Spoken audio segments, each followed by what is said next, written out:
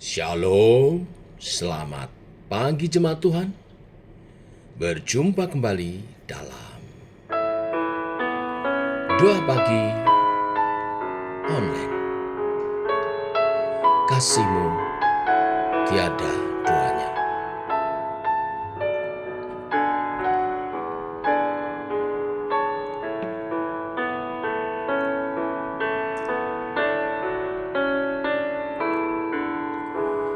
Belum pernah ada kasih di dunia sanggup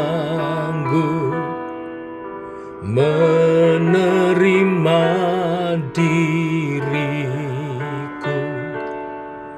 apa adanya, selain kasih-Mu, Yesus.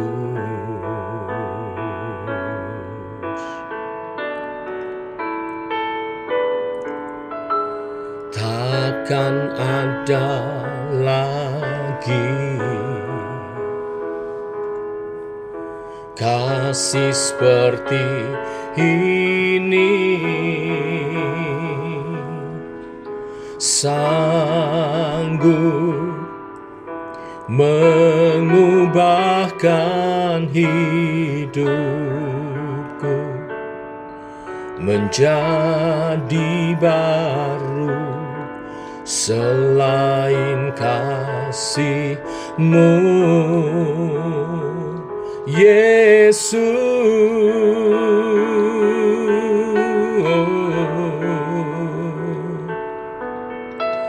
Kau ku kagumi dalam hati, kasih-Mu tiada duanya. Sampai kini ku akui kasih-Mu tiada duanya.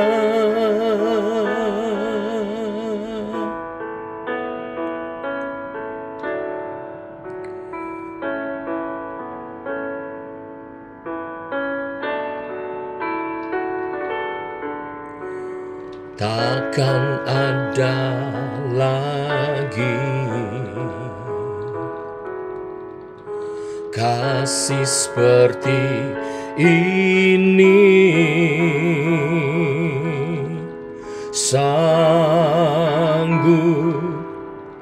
mengubahkan hidupku menjadi baru, selain kasih-Mu, Yesus.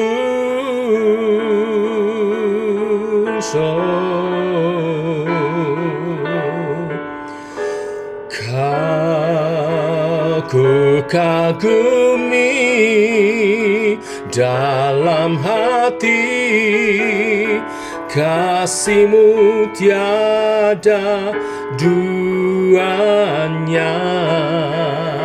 Sampai kini ku akui kasih-Mu tiada duanya. Ku kagumi dalam hati, kasih-Mu tiada duanya. Sampai kini ku akui kasih-Mu tiada duanya. Sampai kini ku akui kasih-Mu tiada duanya.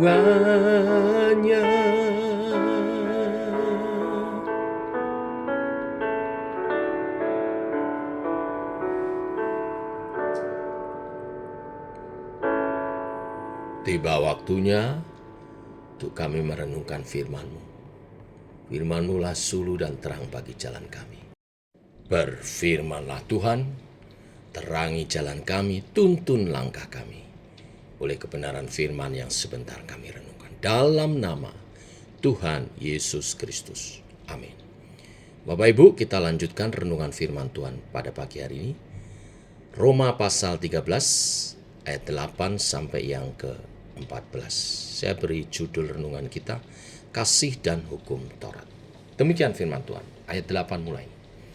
Janganlah kamu berhutang apa-apa kepada siapapun juga, tetapi hendaklah kamu saling mengasihi. Sebab barang siapa mengasihi sesamanya manusia, ia sudah memenuhi hukum Taurat. Karena firman, jangan berzina, jangan membunuh, jangan mencuri, jangan mengingini, dan firman manapun juga sudah tersimpul dalam firman ini, yaitu kasihlah sesamamu manusia seperti dirimu sendiri, dan kasih tidak berbuat jahat terhadap sesama manusia. Karena itu kasih adalah kegenapan hukum Taurat. Hal ini harus kamu lakukan karena kamu mengetahui keadaan waktu sekarang, yaitu bahwa saatnya telah tiba bagi kamu untuk bangun dari tidur. Sebab sekarang keselamatan sudah lebih dekat bagi kita daripada waktu kita menjadi percaya. Hari sudah jauh malam, telah hampir siang. Sebab itu, marilah kita menanggalkan perbuatan-perbuatan kegelapan dan mengenakan perlengkapan senjata terang. Marilah kita hidup dengan sopan seperti pada siang hari. Jangan dalam pesta pora dan kemabukan. Jangan dalam percabulan dan hawa nafsu. Jangan dalam perselisihan dan iri hati. Tetapi kenakanlah Tuhan Yesus Kristus sebagai perlengkapan senjata terang, dan jangan merawat tubuhmu untuk memuaskan keinginannya. Sampai di sini pembacaan kita. Bapak Ibu, Rasul Paulus masih melanjutkan pengajarannya tentang kasih. Kalau di perikop sebelumnya, ayat 1-7 berbicara tentang mengasihi pemerintah sebagai wakil Tuhan di dunia. Sekarang kita belajar tentang kasih dan hukum Taurat. Bapak Ibu, sebagai orang Kristen, kita tidak bebas dari hukum, tetapi kita dibebaskan untuk mengasihi. Dan bila kita menyatakan prinsip kasih itu nyata dalam kehidupan kita, mengasihi Tuhan dengan segenap hati, segenap jiwa, segenap kekuatan akal budi, dan mengasihi sesama seperti diri kita sendiri, kita itu sudah menggenapi hukum Taurat. Nah, lebih jelas lagi, Rasul Paulus memberi petunjuk-petunjuk. Yang pertama, prinsip kasih, jangan berhutang apapun. Saya kutip sekali lagi ayat 8. Janganlah kamu berhutang apa-apa kepada siapapun juga, tetapi hendaklah kamu saling mengasihi. Sebab barang siapa mengasihi sesamanya manusia, ia sudah memenuhi hukum Taurat. Mengapa ayat ini berbicara prinsip kasih dengan hal jangan berhutang apapun kepada siapapun? Karena seringkali Bapak Ibu, kalau sudah menyangkut masalah hutang piutang, akhirnya kita sulit untuk mempraktekkan kasih kepada orang di mana kita berhutang kepada dia. Kita sulit menjadi teladan kasih bagi dia. Ini contoh yang gamblang. Bagaimana kita menyatakan kasih kepada seseorang, kita sendiri berhutang terhadap dia. Karena kasih itu memberi, kasih, memberi, kasihlah, memberilah. Sebaliknya, hutang itu kebalikannya, kita menerima. Jadi kenapa Tuhan Yesus mengajar jangan kamu berhutang apa-apa kepada siapapun juga? Sebab kalau kita punya hutang kepada seseorang, kita akan sulit mempraktekkan kasih. Hal lain dari jangan berhutang, saya lihat dari sisi bahasa aslinya. Jangan berhutang pakai kata apelo, yang bicara artinya kewajiban finansial. Firman Tuhan ini tidak anti kredit, Tetapi prinsipnya jangan saudara hidup untuk bayar utang. Kalau saudara tidak bayar utang, saudara bebas finansial. Saudara akan lebih bebas melayani. Saudara lebih bebas mengasihi. Oleh sebab itu ada prinsip supaya nggak berutang, atur keuangan saudara sebaik-baiknya. Sehingga saudara tidak hidup untuk bayar utang. Saudara bebas. Dengan demikian saudara bisa lebih bebas dalam melayani dan juga mempraktekkan kasih. Lalu hal yang kedua, Rasul Paulus ingin mengajar kepada jemaat di Roma, juga kita yang merenungkannya pagi ini, bahwa kasih bila kita hidupi itu sama dengan kita menggenapi hukum Taurat. Ayat 9-10, saya kutip sekali lagi. Karena firman, jangan berzina, jangan membunuh, jangan mencuri, jangan mengingini, dan sebagainya sudah tersimpul dalam firman ini, yaitu kasihlah sesamamu manusia seperti dirimu sendiri. Kasih tidak berbuat jahat terhadap sesamanya. Kasih itu adalah kegenapan hukum Taurat. Karena orang yang mengasihi, dia tidak berzina. Karena orang yang mengasihi, dia tidak membunuh. Karena orang mengasihi, dia tidak mencuri milik sesamanya. Karena orang yang mengasihi tidak mengingini milik sesamanya. Orang yang menghidupi kasih tidak akan berbuat jahat pada sesamanya. Dan orang yang mengasihi Tuhan akan taat kepada perintah-perintahnya. Kalau saya gambarkan, kalau hukum Taurat itu seperti GPS yang memberi petunjuk jangan belok kanan, jangan belok kiri. Tetapi kasih itu seperti sopirnya. Sopir tentu lebih sayang kepada penumpangnya dan tidak akan membawa mobilnya penumpang yang penuh penumpang itu masuk ke dalam jurang walaupun GPS-nya lagi error. Ya, jadi kalau kita menghidupi kasih, otomatis kita tidak berbuat jahat kepada sesama dan kita akan taat kepada Tuhan. Lalu yang ketiga, Rasul Paulus ingin berbicara bahwa waktunya untuk hidup dalam kasih itu sangat mendesak. Jangan menunggu-nunggu untuk hidup dalam kasih. Jangan menunggu-nunggu untuk hidup mengasihi Tuhan maupun mengasihi sesama. Ayat 11-12. Hal ini kamu harus lakukan karena kamu mengetahui keadaan waktu sekarang, yaitu bahwa saatnya telah tiba bagi kamu untuk bangun dari tidur. Sebab sekarang keselamatan sudah lebih dekat bagi kita daripada waktu kita menjadi percaya. Hari sudah jauh malam, telah hampir siang. Saya lanjutkan, marilah kita menanggalkan perbuatan-perbuatan kegelapan dan mengenakan perlengkapan senjata terang. Kenakanlah Tuhan Yesus Kristus sebagai perlengkapan senjata terang dan jangan merawat tubuhmu untuk memuaskan keinginannya. Jadi waktunya tidak banyak.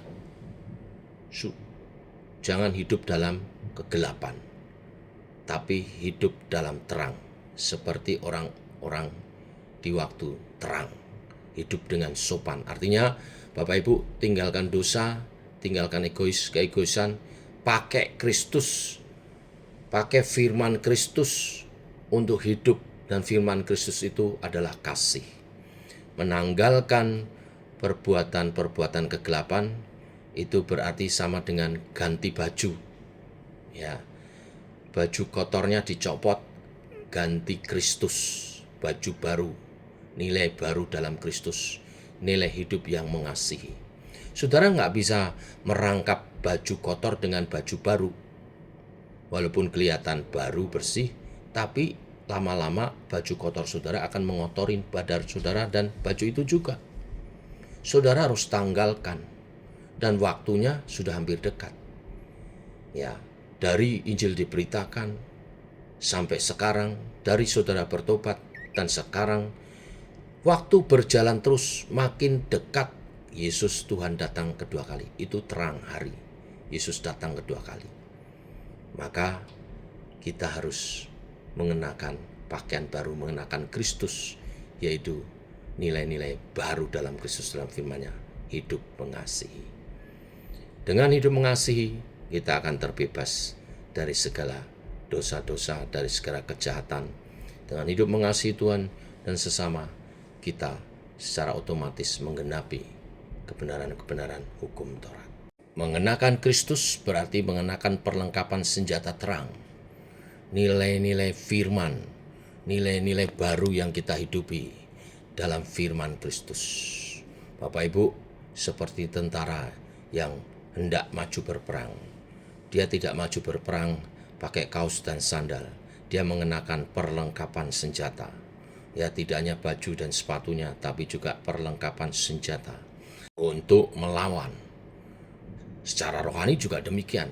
Kita memperlengkapi dengan perlengkapan senjata terang, yaitu kasih yang nyata sesuai firman Tuhan untuk melawan dosa-dosa, sehingga kita didapati layak saat Kristus datang kedua kali, bahkan bersama-sama nanti, bersama-sama Kristus dalam perang Armageddon. Kita ada di pihaknya dengan tubuh kemuliaan yang Tuhan karuniakan, dan kita akan memerintah bersama Kristus dalam kerajaan 1000 tahun damai.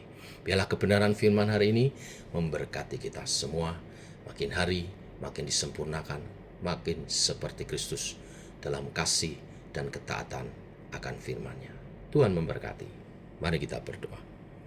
Bapa, kami mengucap syukur oleh kasih dan anugerah-Mu, rahmat-Mu baru. Demikian pagi ini kami diteguhkan kembali dalam praktek hidup kasih sebagai ibadah yang sejati, mengasihi sesama seperti diri kami sendiri, dan mengasihi Tuhan dengan segenap hati, segenap jiwa, akal budi, dan kekuatan. Itulah perlengkapan senjata terang untuk kami hidup dalam terang. Dengan kami hidup mengasihi, kami tidak akan berbuat jahat kepada sesama, dan kami makin taat kepada kebenaran firman, dan hanya beribadah menyembah Tuhan seumur hidup kami.